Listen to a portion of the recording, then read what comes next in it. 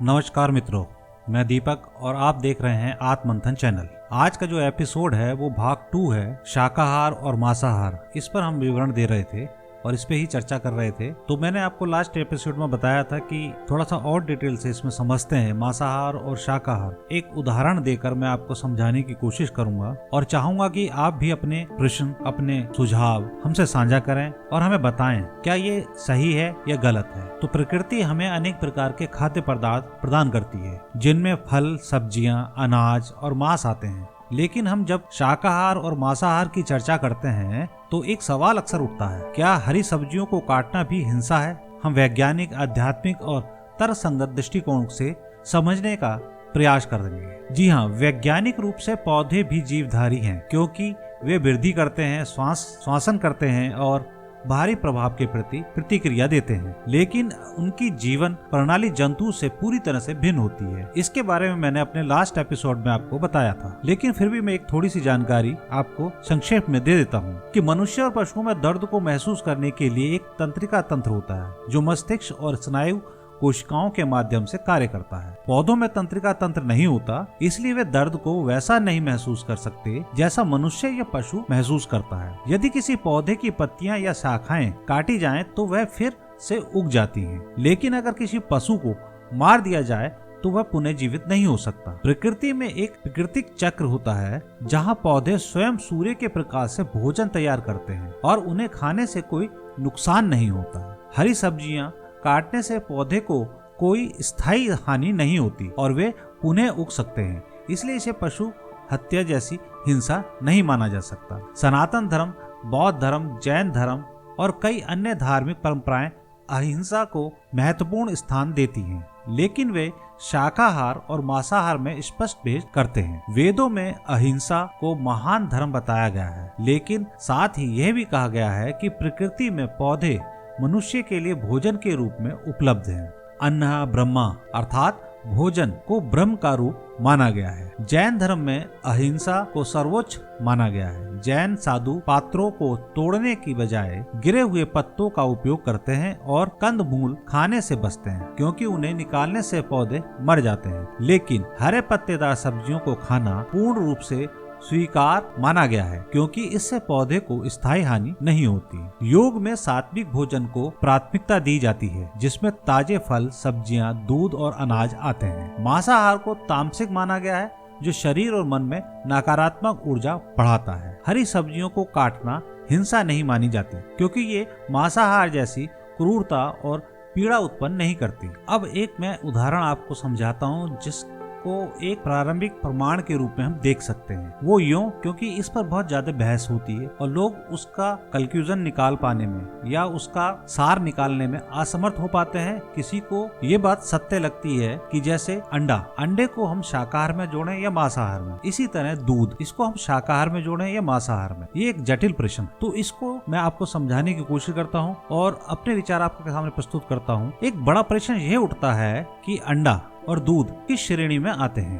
क्या वे शाकाहार हैं या वे मांसाहार के हिस्से में हैं? इस प्रश्न का उत्तर वैज्ञानिक और आध्यात्मिक और पर्यावरण दृष्टि से समझने की और समझाने की कोशिश में करता हूँ आपको। अंडा, वैज्ञानिक रूप से अंडे को 2 प्रकार में विभाजित किया जाता है। पहला होता है निषेचित यानी कि फर्टिलाइज। इससे चूजा जन्म ले सकता है, इसलिए इसे स्पष्ट रूप से मांसाहार की श्रेणी में रखा जाता है। दूसरा फार्मी अनफर्टिलाइज्ड एग या अंडा, यह केवल एक कोशिकीय होता है जिसमें जीवन का विकास नहीं होता। इसे कुछ लोग शाकाहारी मानते हैं, लेकिन जैविक दृष्टि से यह पक्षी की प्रजनन प्रणाली से उत्पन्न उत्पाद है, इसलिए इसे मांसाहार की श्रेणी में रखना अधिक उचित है। चूंकि अंडा पक्षी के शरीर से उत्पन्न होता है और उसमें प्रोटीन संरचना उसी प्रकार की होती है जैसी मांस में होती है, इसे शाकाहार नहीं कहा जा सकता। दूध शाकाहारी है या मांसाहारी? दूध स्तनधारी जीव जैसे गाय, भैंस, बकरी आदि के शरीर से प्राप्त होता है, लेकिन यह मांस या रक्त से नहीं बनता, बल्कि यह पोषण का स्रोत है जो प्राकृतिक रूप से संतान के पोषण के लिए उत्पन्न होता है। दूध में प्रोटीन, कैल्शियम और अन्य पोषक तत्व होते हैं जो मानव शरीर के लिए लाभकारी हो। चूंकि दूध किसी जीव की मृत्यु से नहीं प्राप्त होता और उसका उत्पादन प्राकृतिक रूप से होता है, इसलिए इसे शाकाहारी माना जाता है। दूध को शाकाहारी श्रेणी में रखा जा सकता है, लेकिन पशु की क्रूरता के दृष्टिकोण से कुछ लोग इसे भी शुद्ध शाकाहार नहीं मानते। वेद और उपनिषदों में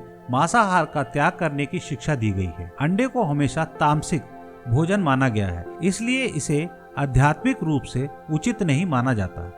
दूध को शुद्ध या सात्विक भोजन माना गया है और इसे आयुर्वेद में ओजस वर्धक बताया गया है। जैन धर्म में अंडा दूध दोनों से बचने की सलाह दी गई है, क्योंकि दूध उत्पादन में भी पशु को कष्ट होता है। बौद्ध धर्म में भी अहिंसा का सिद्धांत प्रमुख है, इसलिए मांसाहार और अंडे से परहेज करने की सलाह दी गई है। योग साधना में सात्विक भोजन को प्राथमिकता दी जाती है, जिसमें फल, सब्जियां और दुग्ध उत्पाद शामिल होते हैं।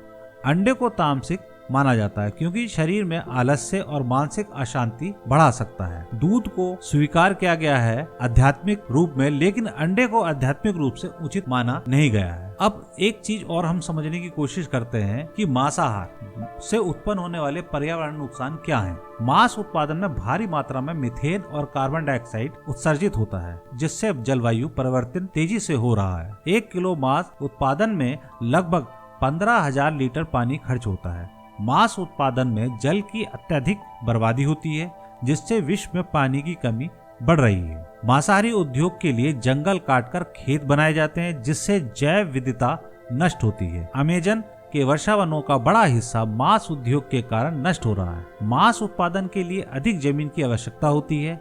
अगर मांस उत्पादन के बजाय फसलें उगाई जाएं, तो अधिक लोगों को भोजन उपलब्ध कराया जा सकता है। मछलियों के अत्यधिक शिकार से समुद्री इकोसिस्टम असंतुलित हो रहा है।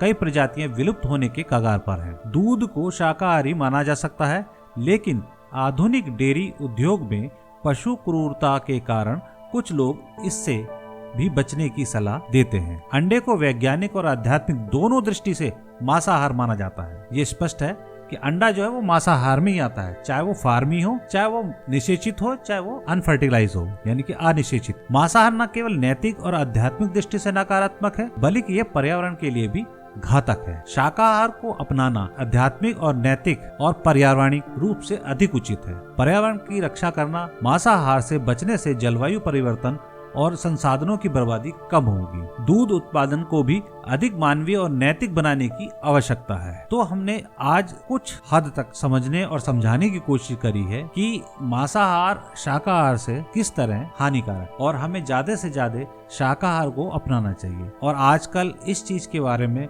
विदेशों में भी बहुत शोध हो रहे हैं और उनका निर्णय भी यही है, और बहुत से लोग आज शाकाहार की तरफ स्थापित हो रहे हैं। शाकाहार न केवल शरीर और मन को शुद्ध करता है, बल्कि पृथ्वी के भविष्य को भी सुरक्षित करता है। और हमें एक नैतिक आधार पर भी ये चीज समझनी चाहिए कि मांसाहार के लिए जीवों की हत्या की जाती है, जो न केवल आध्यात्मिक रूप से, वैज्ञानिक रूप से या पर्यावरण के अनुसार भी गलत है, तो स्वास्थ्य के लिए भी ये हानिकारक होता है। हरी सब्जियां प्रकृति का उपहार हैं, जो हमें बिना किसी हिंसा के पोषण प्रदान करती हैं।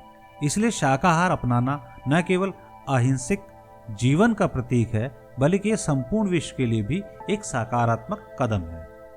तो आज का ये एपिसोड आपको कैसा लगा, हमें कमेंट करके अपने विचार साझा कीजिए, और हमारे चैनल को ज़्यादा से ज़्यादा सब्सक्राइब करें और शेयर करें, ताकि मैं और अधिक जानकारी आपके सामने प्रस्तुत कर सकूं। तो आप सभी का बहुत बहुत धन्यवाद। आज का एपिसोड यहीं विराम करते हैं। जय हिंद।